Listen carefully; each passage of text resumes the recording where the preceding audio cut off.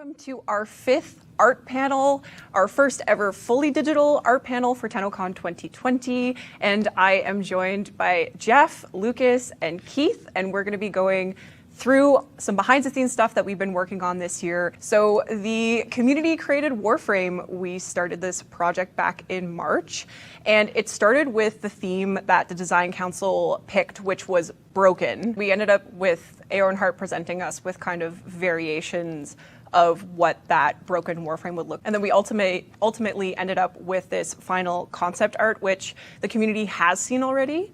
But what hasn't been shared yet is the final in-game model of Zaku. So here is Zaku. We are presenting them to the world. The next Warframe to be released, our 44th Warframe. The armor kind of gets loose from its body and floats a bit, and that actually gets incorporated into the power casts a lot as well. The armor is able to kind of be separate and then be used as functions for the casts. What was the decision making behind a Warfan? I think it's because we don't have any Warfan lately. Yep. So it was like, oh, let's do one. And then, of course, we have the introduction of the broken Warframe in its final form. Now we have this Alchemist Warframe final concept. That's right, yep. And what are some of the themes that we can kind of expect from the Alchemist? The Alchemist, but the mad scientists too, right? So cool. This is very interesting with this Warframe because it's an alchemist, so he tried lots of different things, and with this kind of snake syringe, he kind of tried it on his enemy, right? So this will kind of be one of his abilities. What are we looking at here? Liger now kind of works for DE. Well, works for DE, not kind of. As they kind of, got more comfortable in the production at DE, they made a pitch. They said, this is the design I came up with all these years ago. Would it be possible to pitch it as a Warframe? I said, absolutely. Now that it went into production, Liger also just wanted to kind of do some updates to the base kind of body. So that's kind of what we're seeing here. Awesome. And then we have Wraith's Assigned Donna, again, by the lovely Liger. I think it looked pretty good. Yeah. Looks pretty good. No, what should I say? No, that's good. Yeah, so you can see like the purple slab. This is kind of the clip. And when it's empty, you kind of grab it and throw it to the enemy. And then something happened. We still don't know what. Tim likes to throw stuff in his animations. So I think Megan's watching this, right? I'm assuming Megan will watch this. She will. Yeah, she wants to see kind of like a tasteful way to use pink. Jeff. Megan, he doesn't mean it. Okay, so this one was Megan's. First, of course, is the Hydroid Deluxe. So the coat is going to be a specific customization option for Hydroid, kind of like Valkyr's like arm attachments. So you can have the coat attached if you like, or you can have him bareback as he is here. You can have him bareback as he is here. So there you go. As far as I know, his tentacles are also going to be deluxed as well. I think those are being worked on right now, actually. So look at him go. He's a little cute little bud. I want to know, will his tentacles be animated at all? Will he be slapping? I think it's going to be more like a dead squid. Oh no! He's just going to kind of float around. Yeah, they just kind of hang around. Floating dead squid. Lovely. Keeping with the pirate theme, we've got this spear gun. It's a skin, right? So it'll be an attachable skin onto spear guns. Yeah. Right. That's right. Yeah.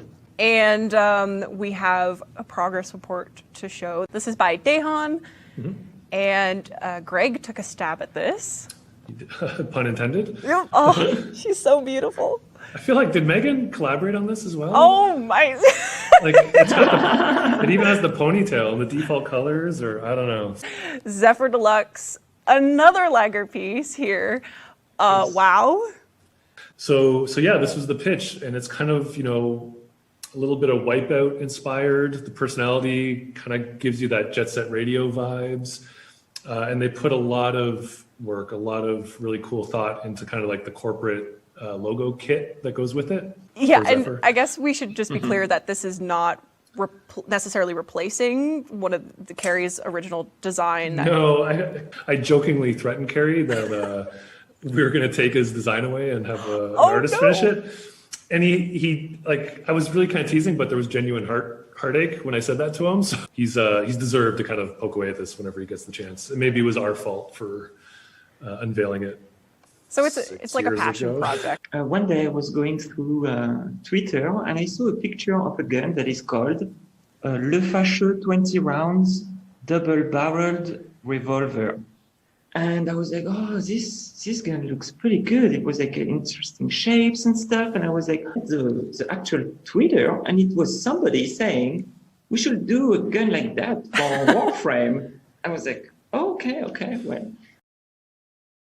So we have a shotgun skin, we have a pistol skin, and we also have the melee whip skin that you mentioned will be coming in a bundle. And we also have a Syndana kind of in a similar style, but that will be coming separate from the skin bundle, I believe. There is going to be a custom boss fight for the end of this series. I don't know if that's too much to say. And the villain does use a custom sword that we're hoping will be attainable. We have this gentleman here. This was just a really good opportunity to kind of introduce another Orokin presence in the game. And here's the infested femur, bulging and nasty as described. And Oh!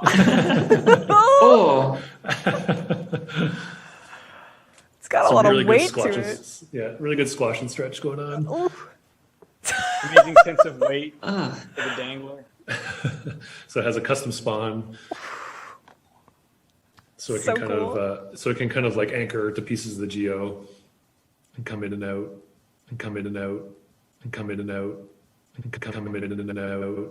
And some really great animations to kind of, so again, just to get a sense of swarm, because that's a really good quality in game to the Infested is the kind of the overwhelming nature of it. So these guys will have a really good flair to that. That's just great. motoring. That earwig gesture is awesome. Yeah, it turned out really nice. It's a little roly-poly. So this is a design and a model from Nikita. One of the goals here was to have something lively. You can't see it in these shots, but the claw extend of like twice of the arm, like their size here. This thing is monstrous. It's huge. So on this one, Kaz wanted to give to give you the feeling that you have like a living creature on your arm. So everything will be moving and will be very gross. So we're adding to our companions with infested, I guess, versions of the Kubro, which we see here, with the head and tail variations that you would expect from making your companion. Yeah, and that's the kind of the cool thing. Like, there's like a neat spin, which you'll see on the next slide. I kind of like that the Kubro feels a bit more like a cat, and the Kavat feels more like a dog. Oh, I never picked up on that, but yeah. So here's the infested Kavat, again with the head and tail variations that you would expect. Yeah, and this guy, his head is rigged in a way that whenever the jaw opens, the head splits open. What? It's kind of gross. A fan favorite, but infested, a domestic drone in the infested fashion. Look at that. Look at him wiggle. Oh, his little legs. Yeah, he's kind of like the anti-domestic drone because he makes mess and He makes a mess. I wonder how the other domestic drones are going to feel when the They infested just drone follow arrives. it. They just follow it. Yeah.